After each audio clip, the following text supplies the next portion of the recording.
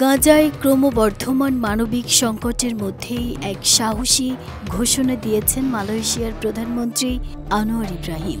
বলেছেন, শান্তি প্রতিষ্ঠায় মালয়েশিয়া গাজায় শান্তিরক্ষী পাঠাতে প্রস্তুত। এলএমই সার্টিফাইড বিশ্বসেরা কপারে তৈরি ওয়ালটন কেবলস, যা আপনার স্থাপনাকে রাখবে সব সময় নিরাপদ। কুয়ালালামপুরে অনুষ্ঠিত ৪৭তম আসিয়ান শীর্ষ সম্মেলনের ফাঁকে জাতিসংঘ মহাসচিব অ্যান্তোনিও গুতেরেসের সঙ্গে দ্বিপাক্ষিক বৈঠকে এ মন্তব্য করেন আনোয়ার ইব্রাহিম।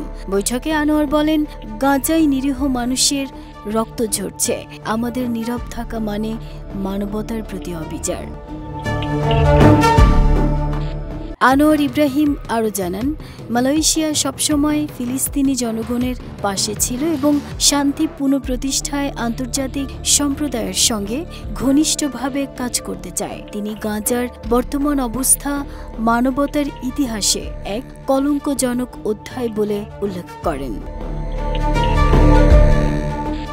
গাজায় শান্তি প্রতিষ্ঠার লক্ষ্যে জাতিসংঘ যদি শান্তিরক্ষী মিশন গঠনের উদ্যোগ নেয়, তবে মালয়েশিয়া সেই প্রচেষ্টায় সক্রিয় ভূমিকা নিতে প্রস্তুত, এমন বার্তাই দিলেন আনোয়ার ইব্রাহিম। এদিকে গুতেরেস বলেন, গাজায় যুদ্ধবিরতি এখন সময়ের দাবি, আর এজন্য বিশ্ব নেতাদের একসঙ্গে কাজ করতে হবে।